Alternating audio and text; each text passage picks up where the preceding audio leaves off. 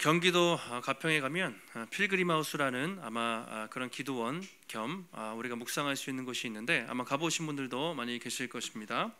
그곳에 가면 산책로를 따라서 철로 역정이라는 코스가 있습니다. 처음에 순례자가 이렇게 길을 시작해서 여러 가지 코스를 겪는 것을 체험식으로 만들어 놨는데 철로 역정은 여러분 잘 아시는 것처럼 영국의 청교도 존 버년이 쓴 책이죠. 크리스찬이라는 사람이 이 땅을 지나가면서 신앙생활의 여러 가지 고민과 어려움 끝에 마침내 천국에 다다르게 된다는 이야기가 이제 철로 역정이잖아요. 나중에 한번 기회가 되시면 저희도 애들하고 또 주일학교 아이들도 한번 가면 좋겠는데 그 인생의 희로애락과 여러 가지 고민들을 이제 그 코스에 담아서 만들어 놓은 그런 체험관이 있습니다. 우리가 철로 역정을 여러분 아시는 것처럼 우리가 예수님을 믿고 딱 바로 뿅 하고 천국에 가는 것이 아니라 천국에 이를 때까지 수많은 고민과 어려움과 또 고뇌의 광야의 시간을 거쳐서 순례의 길을 거쳐서 천국에 다다른다는 것을 우리가 알 수가 있습니다. 그런데 그 길이 나 혼자 걷는 길이 아니라 하나님께서 손잡아 주시는 길이고 또 믿음의 공동체와 함께 가기 때문에 우리가 힘들지만 그 길을 끝까지 걸어갈 수가 있는 것이죠. 그래서 성도의 삶은 한마디로 말하면 천국으로 가는 믿음의 여행, 그렇죠? 순례자의 길이라고도 우리가 표현을 할 수가 있습니다. 오늘 우리는 이렇게 마치 철로 역정의 길을 걸어가는 것처럼 험한 길로 광야를 걸어가는 한 사람을 만날 수 있는데 바로 그 사람이 야곱입니다. 우리가 지난주 그 장자권에 대한 축복 문제 때문에 아주 온 집안이 난리가 나고 풍비박산, 거의 집안이 막 그냥 깨지는 그런 사건을 보았습니다. 야곱은 아버지와 형을 속이고 그렇게 이제 축복을 받았지만 이제 아버지와 관계는 완전히 이제 끝장이 아니겠습니까? 그 정도면 아버지를 속이고 축복을 받았는데 이제 부자 관계는 거의 깨졌습니다. 형 에서는 자기를 죽이려고 합니다. 살기가 등등해서 이제 언제 이 동생을 죽일까 기회를 엿보고 있었습니다. 리브가가 볼 때 야, 이렇게 있다가는 이 아들 야곱이 죽겠구나. 너무나 염려가 돼서 이삭을 설득합니다. 우리 아들 야곱을 멀리 하란 땅으로 보내서 거기서 믿음의 배필을 만나게 합시다. 그렇게 제안을 하고 이삭이 야곱을 축복하고 야곱이 하란으로 떠나는 장면이 오늘 말씀의 배경이 되겠습니다. 지난주 이삭의 모습은 눈도 어두울 뿐만 아니라 영적 분별력이 없어서 그 분별을 잘하지 못하는 모습이었는데 오늘은 말씀을 보면 이삭이 조금 회복이 된 것 같아요. 조금 정신을 차리고 야곱을 불러서 이제 축복을 합니다. 지난주에는 조건이 뭐였죠? 별미를 갖고 와라. 그럼 내가 나를 위해서 축복하겠다 그랬는데 이제 그런 얘기 하지 않고 전능하신 하나님의 이름으로 내가 너를 축복한다 하면서 이제 야곱을 보내는 말씀이 오늘 말씀 바로 앞에 28장 전반부에 나타나 있습니다. 어쨌든 이렇게 복을 받고 떠나는데 빈털터리로 이제 야곱이 떠나게 됐어요. 야곱의 발걸음이 어땠을까? 우리가 생각하면서 오늘 말씀을 한번 보시면 좋겠습니다. 10절 보시면 이렇게 말하죠. 야곱이 브엘세바를 떠나 하란으로 향하여 가더니라고 시작을 하고 있습니다. 자, 브엘세바 중요한 곳이죠. 가나안 땅에서 아주 중요한 아브라함이 정착했던 곳, 아버지 이삭도 뭐 중간에 왔다 갔다 하긴 했지만 브엘세바에서 오래 살았던 아주 고향과 같은 곳이 브엘세바 땅입니다. 이제 거기서 하란 땅으로 갔다고 말하고 있는데요. 지도를 한번 우리 올려주시면 배경을 브엘세바가 이렇게 가나안 땅의 제일 남쪽이에요. 그리고 조금 올라가면 베델이라는 곳이 보일 것이고 맨 위에 하란 땅이 보이시죠? 거리가 한 800km 정도 되는데 서울 부산까지 이제 우리가 400km 정도 잡으면 왕복 거리잖아요. 걸어서 최소 한 달 이상 되는 엄청나게 먼 거리였습니다. 그래서 브엘세바에서 이제 베델을 지나서 하란까지 가는 목표 이것으로 출발을 하는데 오늘 말씀은 베델입니다. 베델은 한 브엘세바에서 한 80에서 100km 정도 떨어져 있다고 해요. 야곱이 한 3일 정도, 3, 4일, 사나흘 정도 가다가 거기서 하나님을 만난 장면이 오늘 말씀입니다. 한번 야곱의 심정을 다시 한번 우리가 떠올려 보시면 좋을 것 같습니다. 야곱이 어떤 마음이었을까요? 네, 먼저는 그 아버지와 형을 속였잖아요. 아버지를 속였어요. 그래서 참 그 양심적으로 찔리고 미안한 마음, 죄책감도 아마 있었겠죠. 결정적으로 자기를 그렇게 사랑해 주었던 어머니 리브가 편애할 정도로 자기를 그렇게 품어줬던 어머니 품을 처음으로 야곱이 떠나게 되었습니다. 사무치도록 외로웠겠죠. 형이 자기를 죽이려고 살기 등등한데 과연 이 형을 언젠가 다시 만날 것인가? 만났을 때 화해할 수 있을 것인가? 나중에 20년 지나서 하란 갔다가 돌아오다가 야복강가에서 만나잖아요. 어쨌든 그 형에 대한 두려움, 그리고 한 달 넘도록 혼자 하란까지 그 멀고 먼 길을 부산 이상 아마 여기서 평양 정도까지 될까요? 저 꼭대기까지 혼자 가야 되는데 그 미래에 대한 막연한 두려움, 여러 가지 마음들이 이삭에게 있었을 것 같아요. 근데 이삭이 야곱에게 있었을 것 같아요. 근데 이삭이 원래 부자였잖아요. 원래대로라면 이렇게 뭐 좀 챙겨서 좀 보내면 좋은데 아직도 화가 안 풀렸는지 모르지만 아무것도 안 줬어요. 100여 년 전에 아브라함이 엘리에스의 종을 보낸 적이 있습니다. 똑같은 길로 이삭의 배필을 만나게 하기 위해서 종을 보낼 때는 낙타에다가 수많은 막 물품들을 가지고 막 그렇게 해서 보냈는데 지금 야곱은 딱 지팡이 하나만. 나중에 야곱이 고백해요. 내가 갈 때 지팡이 하나만 갖고 갔다고. 아무것도 없이 거짓골로 돼서 이제 먼 길을 떠나게 되었습니다. 우리가 집 떠나면 고생인데 지금도 그렇죠. 야곱이 이 여행이 막 이렇게 기대가 되기보다는 두렵고 떨리고 외롭고 걱정되는 그런 마음으로 갔을 것 같아요. 지금이야 캠핑 장비가 있으니까 침낭도 있고 뭐 이렇게 여러 개 있을 텐데 그 당시에는 아무것도 없었어요. 홀로 가다가 한 며칠쯤 갔을까 너무 피곤해서 돌베개를 베고 그만 길바닥에 누워서 자게 되었습니다. 베개가 여러분 돌베개 뭐 딱딱한 베개 요즘에 사람이 잘 때 베개가 중요하죠, 그렇죠? 베개가 푹신하고 이렇게 좋은 베개, 그래서 메모리 폼, 뭐 라텍스 베개, 좋은 베개 이런 베개들이 참 많아요. 저도 이게 베개 잘못 베고 자면 좀 목이 이렇게 아플 때가 있어서 잠자리가 중요하잖아요. 근데 야곱이 오죽하면 그냥 길에서 돌 베개 하나 주워가지고 거기에 누웠습니다. 자, 우리가 찬송가에도 있죠. 야곱이 돌베개 베고 잠 갔습니다. 찬양도 하는데 돌베개라는 것은 지금 야곱의 상황을 상징적으로 보여주고 있습니다. 아무것도 없어요. 홀로 외롭게 정말 광야에서 이슬 맞으면서 그냥 딱딱한 베개를 베고 자는 그 절망적인 야곱의 모습을 이 돌베개가 상징적으로 보여주고 있습니다. 그렇게 깊이 잠들었어요. 그런데 꿈속에서 아주 놀라운 일을 경험을 하게 됩니다. 하나님을 만나게 되는데, 자 12절 말씀 같이 한번 한 목소리로 읽겠습니다. 꿈에 본즉 사닥다리가 땅 위에 서 있는데 그 꼭대기가 하늘에 닿았고 또 본즉 하나님의 사자들이 그 위에서 오르락내리락 하고. 자, 지금부터 꿈속의 이야기입니다. 꿈에 본즉 야곱이 꿈을 꾸다가 꿈속에서 분명한 어떤 환상을 본 것 같습니다. 사닥다리가 있어요. 근데 긴 사다리가 있는데 땅에서부터 하늘까지 쭉 닿으니까 엄청나게 긴 사다리를 야곱이 본 것입니다. 과거 구약 시대는 성경 말씀이 없었잖아요. 그래서 하나님이 이렇게 꿈을 통해서 직접 계시하시는 이런 일들이 많았죠. 요셉도 꿈을 꾸고, 그리고 다니엘도 꿈을 통해서 하나님을 만나고, 솔로몬도 꿈을 통해서 꿈속에서 하나님을 만났습니다. 그리고 선지자들도 꿈을 통해서 하나님을 이제 만나게 된 경우가 많이 있죠. 근데 이제 지금은 제가 미리 말씀드리면 이제 성경 말씀이 있고 예수 그리스도가 통해서 계시된 말씀이 있기 때문에 뭐 하나님이 그렇게 꿈을 통해서 직접 말씀하지는 않는데 과거에는 어쨌든 그랬어요.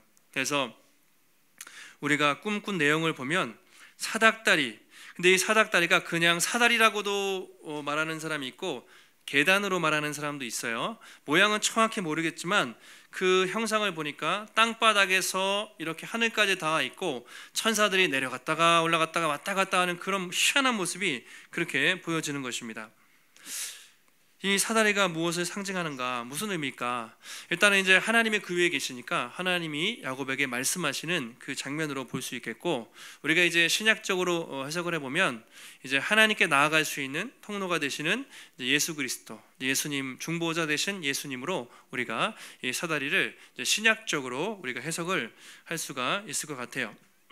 어쨌든 그 꿈에서 하나님이 계셨는데 하나님이 놀랍게 야곱을 통해서 말씀을 하십니다. 13절 이하의 말씀인데요, 하나님이 이렇게 자기를 소개하세요.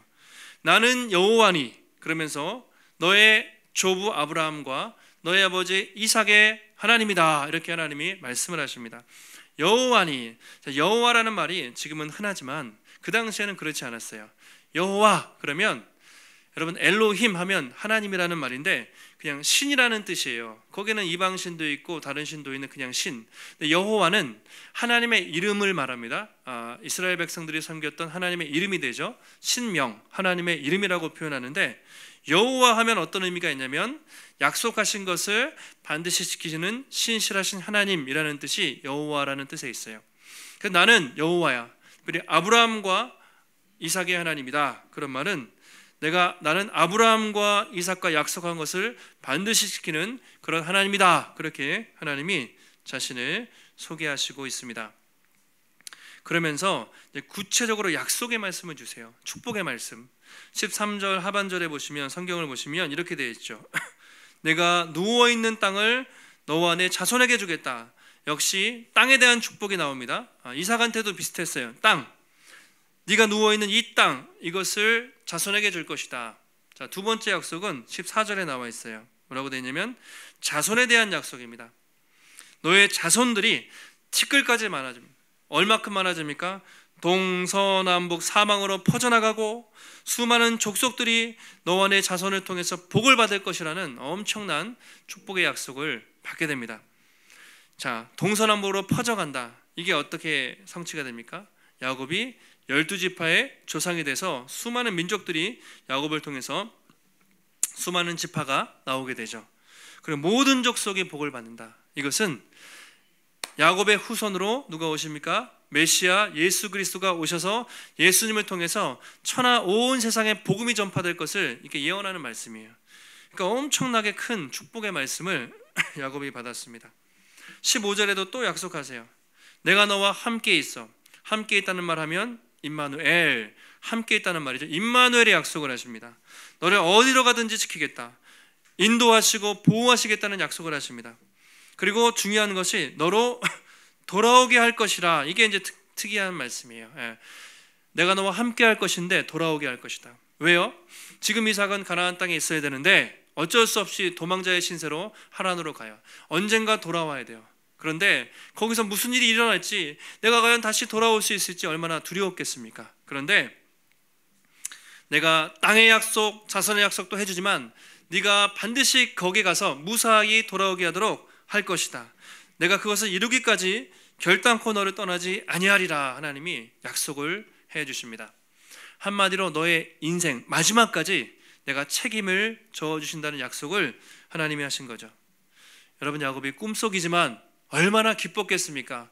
아무도 없어요. 그 외로운 곳에서 하나님이 이렇게 큰 복을 주시고 거기 갔다가 무사히 돌아오게 해주신다는 말씀을 들었을 때 야곱이 정말 기쁘고 큰 힘과 위로가 되었을 것 같아요. 여러분, 지금 야곱이 어떤 상태라고요? 형을 속이고 아무것도 없이 홀로 외롭게 광야에서 노숙하는 노숙자예요. 정말 나 인생 끝났다는 생각으로 아마 집을 떠나서 외롭게 갔을 것인데 거기서 그 놀라운 복을 받습니다. 근데 여러분 생각해 보시면 야곱이 과연 하나님 앞에 이런 복을 받을 자격이 있습니까? 이런 복을 받을 일을 했느냐 하는 것이죠. 전혀 그렇지 않죠. 지금까지 야곱은 어떻게 살았습니까? 하나님 위해서 살았습니까? 아니죠. 자기 위해서, 자기 유익을 위해서라면 수단과 방법을 가리지 않고 아버지도 속이고 형도 속이고 정말 모든 것을 자기 힘으로 쟁취하려는 그런 교활하고 아주 인간적인 방법으로 살았던 사람이 야곱이었습니다. 그동안 야곱은 부자 아버지 밑에서 재벌집 막내 아들처럼 정말 족장의 아들로 정말 도련님으로 그렇게 부유하게 살았는데 이제 하루아침에 모든 것을 잃고 그냥 노숙자 신세가 됐어요. 그런데 하나님은 바로 그 순간에 야곱에게 찾아오셔서 너에게 이런 엄청난 복을 줄 것이고 내가 너를 끝까지 책임질 것이라는 놀라운 말씀을 해 주시는 것이죠. 야곱이 얼마나 감격스럽고 기뻤을까 우리는 생각해 볼 수가 있습니다. 예전에 이삭도 그랬어요. 하나님이 가나안 땅에 있으라고 했는데 흉년이 들었습니다. 하나님께 기도하지 않고 그랄 땅으로 갔다가 고생을 했는데 그 지역에서 농사를 지었을 때 얼마나 축복을 받았습니까? 100배나 되는 엄청난 축복을 받았던 일이 있습니다. 역시나 인과응보가 아니에요. 이삭도 복받을 일을 하지 않았습니다. 그런데 하나님이 복 주시고 야곱도 전혀 복받을 일을 하지 않았는데 야곱에게 찾아오셔서 엄청난 복을 주시는 하나님의 은혜의 손길을 우리가 볼 수가 있습니다. 성경이 그래요. 정말 다윗도 복받을 일을 했습니까? 목동이었잖아요. 그냥 별 볼 일 없는 사람이었는데 하나님이 세워서 복 주시고 하신 것이고, 여러분 우리도 마찬가지죠. 우리도 하나님을 믿기 전에 우리가 어떤 삶을 살았습니까? 가슴에 손을 얹고 잠시만 생각해 봐도 여러분 복받을 만한 일을 많이 하셨나요? 정말 조금이라도 우리가 참 그렇게 선한 삶을 살았나? 저를 봐도 그러지 않아요. 야곱처럼 살았어요. 이기적이고 자기 중심적으로 그냥 그렇게 죄 가운데 하나님을 위해서 별로 살지 않았던 것 같습니다. 그런데 하나님이 주권적으로 찾아오셨어요. 일방적으로 찾아오셔서 우리를 만나주시고 우리 하나님의 자녀 삼아주신 것이 여러분 얼마나 크고 놀라운 은혜입니까? 옛날에는 항상 그랬어요. 모태신앙이니까 거의 내가 하나님을 찾았다고 믿었다고 생각했는데 여러분 지금 생각하면 그렇지 않습니다. 내가 여러분이 하나님을 찾은 것이 아니라 하나님이 여러분을 찾아오셔서 우리를 만나주시고 우리를 선택하셨기 때문에 우리가 구원받은 것이지 내가 내 걸음으로 주님을 찾아온 것이 아니죠. 그래서 그것을 우리가 은혜라고 하는 것입니다. 로마서 5장 8절에 보시면 바울이 이렇게 유명한 구절이죠. 우리가 아직 죄인 되었을 때에 하나님이 찾아오셨다. 우리가 아직 죄인 되었을 때, 이 말은 무엇입니까? 우리가 하나님을 찾지 않았을 때, 우리가 하나님 관심도 없었을 때, 우리가 하나님께 전혀 복받을 만한 그런 행동을 하지 않았을 때, 그러니까 우리가 어떠했는지 상관없이 우리 하나님을 잊고 살았지만 바로 그때 그리스도께서 우리를 위하여 십자가를 지심으로 하나님께서 우리를 얼마나 사랑하시는지 우리에 대한 하나님의 자기의 사랑을 확증하셨느니라, 그렇게 말하고 있습니다. 그러니까 이 십자가는요, 여러분 언제 십자가 져달라고 구원해달라고 우리가 기도라도 한 적이 있습니까? 인간들은 그냥 제멋대로 그렇게 살 때 하나님이 우리의 행위와 관계없이 정말 인간을 너무 사랑하셔서 아들을 보내시고 십자가에 죽이시고 그 은혜를 통해서 우리를 구원하셨다고 성경은 그렇게 말하고 있습니다. 여러분 우리가 별 볼 일 없는 존재가 아닙니다. 우리가 이렇게 평범하게 우리가 이렇게 있는 것 같지만 하나님께서 당신의 가장 사랑하는 아들을 하나님을 죽이실 만큼 엄청나게 사랑하시는 사랑받은 존재고 복받은 존재고, 여러분 우리는 예수님의 몸값을 지불하고 우리를 구원할 만큼 엄청난 복을 받은 하나님의 복된 자녀인 줄 믿습니다. 여러분 이것이 복음이죠. 우리의 가치는 예수님의 십자가 그 죽음만큼 엄청난 가치가 있어요. 하나님이 우리를 그렇게 보신다는 것이죠. 이렇게 야곱이 하나님을 만나고 하나님께 고백을 합니다. 그가 어떤 고백을 합니까? 자, 첫 번째 반응은 16절에 나와 있습니다. 같이 한번 우리 16절 말씀 읽겠습니다. 야곱이 잠이 깨어 이르되 여호와께서 과연 여기 계시거늘 내가 알지 못하였도다. 아멘. 자, 이건 잠이 깨서 정신 차리고 가장 첫 번째로 한 고백이었습니다. 뭐라고 했습니까? 여호와께서 이곳에 계시는데 내가 알지 못했구나 라고 고백을 하고 있습니다.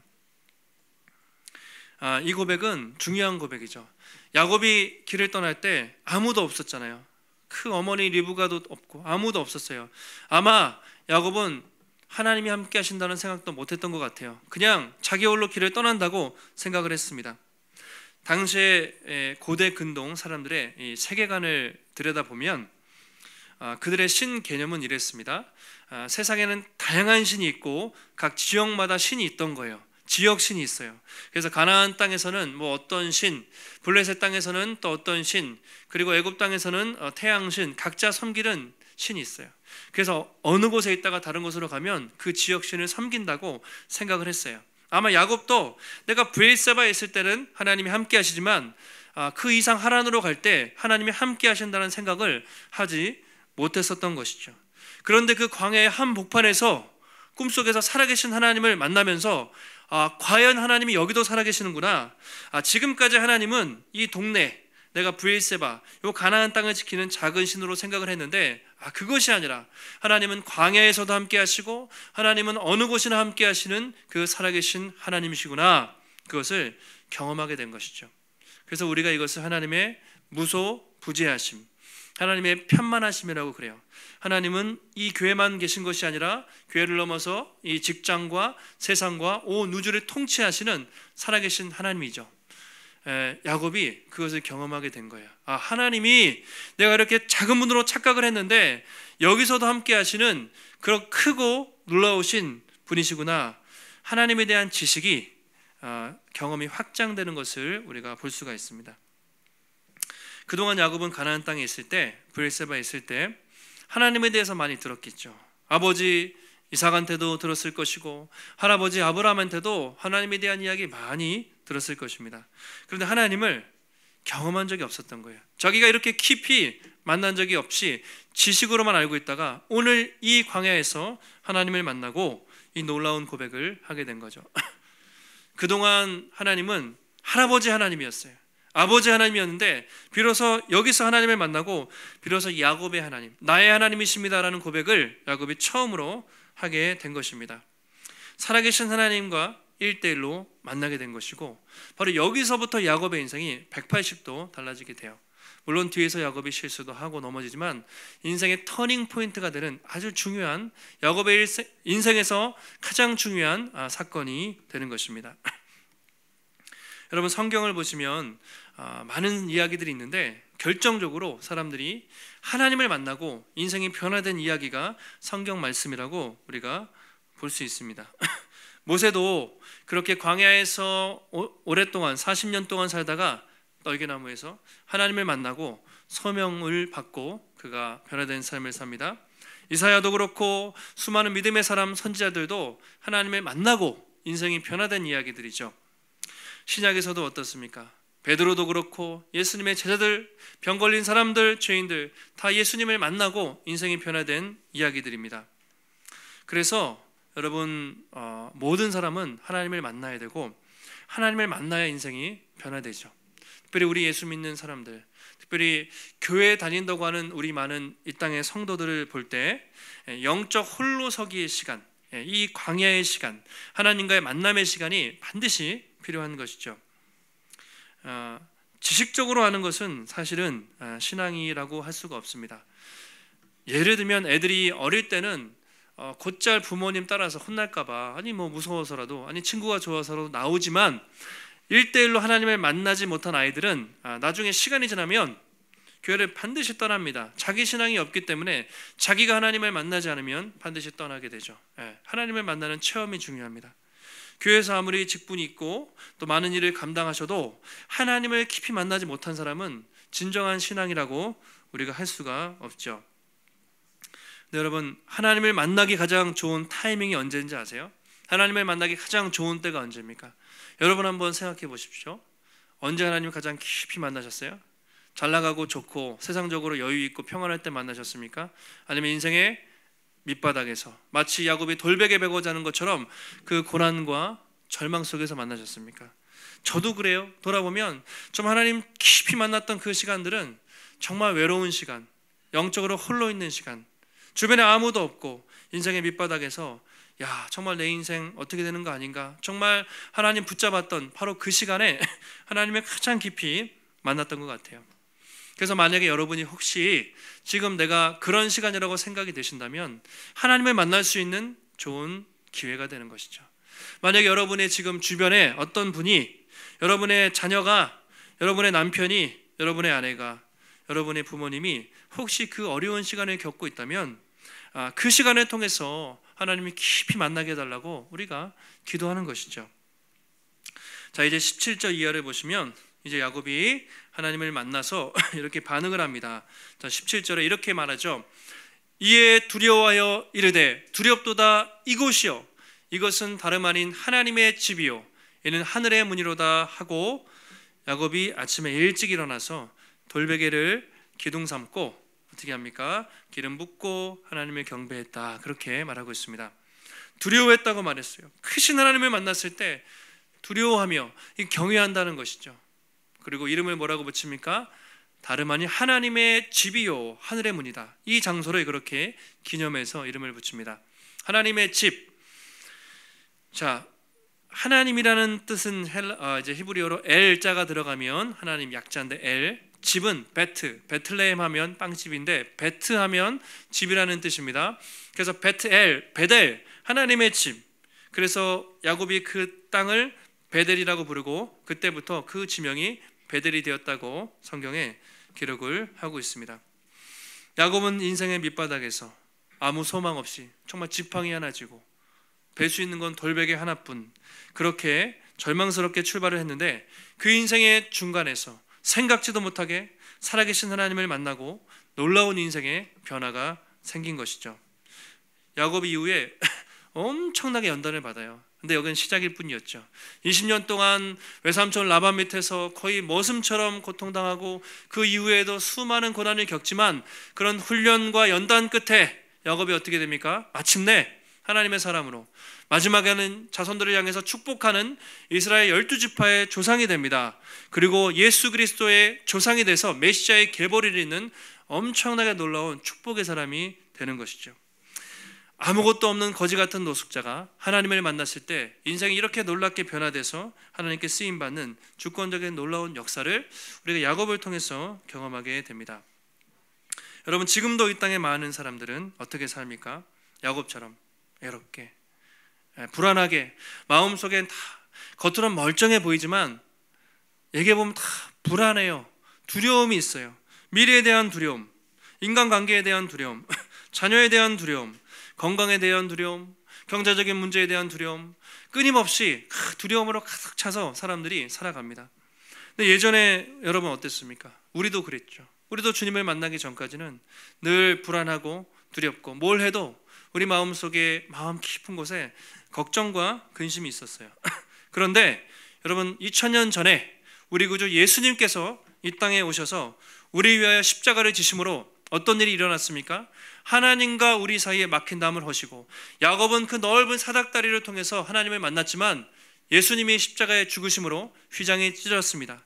예수님이 자기 육체로 말미암아 사다리가 되신 거예요. 그래서 히브리서에는 예수님이 우리의 중보자가 되셨다. 하나님과 우리 사이를 연결하는 중보자가 되신 거예요. 그냥 되신 것이 아니라 자기 육체를 찢으시고 죽으심으로 우리가 예수 그리스도를 통해서 언제든지 하나님께 나아갈 수 있는 길이 열리게 된 것이죠. 그래서 우리는 힘들고 어려울 때마다 늘 주님을 통해서 예수 그리스도를 믿음으로 하나님 앞에 나아갈 길이 열렸습니다. 예수님이 뭐라고 하십니까? 나는 길이요 진리요 생명이니 누구든지 나로 말미암지 않고는 하나님께 나아갈 수 있는 길이 없습니다. 왜냐하면 예수님만이 길이고 사다리가 되시기 때문이죠.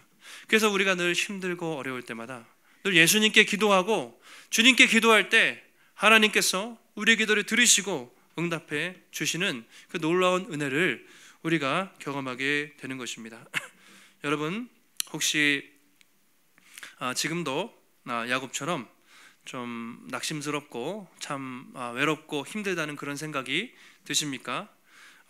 그렇다면 바로 지금 이 순간이 살아계신 하나님을 경험할 수 있는 가장 좋은 시간이 될 수가 있습니다.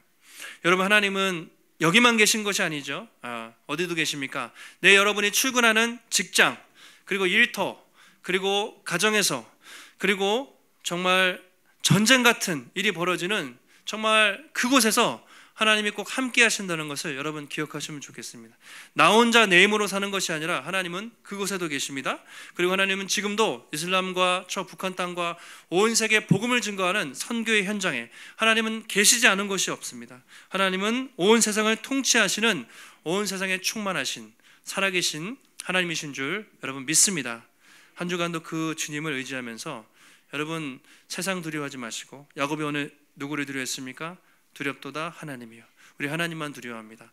하나님을 두려워하는 사람은 세상에 두렵지 않습니다. 하나님만 두려워하시고 세상 두려워하지 마시고 한 주간도 그 주님을 바라보면서 여러분을 부르시는 삶의 현장에서 주님이 함께 하시면 어디든지 베델입니다. 거룩한 곳입니다. 그 하나님과 깊이 동행하시고 또 믿음으로 승리하시는 우리 복된 성도님들이 되시기를 예수님의 이름으로 축원합니다. 하나님 감사합니다. 오늘도 귀한 예배 드리게 하시고 하나님 말씀을 통해서 귀한 주님의 뜻을 깨닫고 또 하나님 믿음을 다시 한번 새롭게 다짐하게 하시니 감사를 드립니다.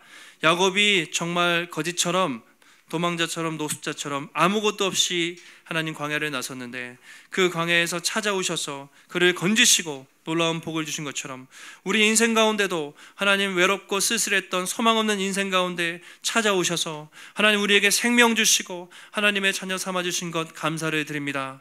혹시 지금도 이 땅을 살면서 여전히 외롭고 또 두려워서 낙심하고 있는 우리 성도님들이 있다면 다시 한번 용기와 믿음 주시고 하나님은 지금 이곳에만 계신 것이 아니라 우리의 모든 치열한 삶의 현장, 우리 온 세상을 통치하시는 살아계신 하나님이시라는 것을 믿고 주님만 붙잡고 믿음으로 담대하게 나갈 수 있도록 도와주시고 내가 세상 끝날까지 너희와 항상 함께 하시리라 약속의 말씀을 붙잡고 한 주간도 신실하신 주님 바라보며 세상에서 승리할 수 있도록 하나님 붙잡아 주시옵소서.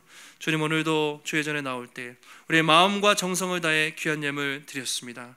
하나님, 이 물질뿐만 아니라 내 모든 인생이 하나님의 것임을 고백하며 주님께 드리는 삶을 살게 하시되 주님, 우리가 주를 위해서 먼저 그의 나라와 의를 위해 살아갈 때 하나님께서 채우시고 이 모든 것을 채우시고 도와시고 일용할 양식을 주시고 공급하시는 하나님의 놀라운 회복의 손길을 날마다 경험하는 귀한 성도님들이 될 수 있도록 하나님 붙잡아 주시옵소서. 한 주간도 승리케 하시기를 간구하오며 거룩하신 예수님의 이름으로 기도하옵나이다. 아멘.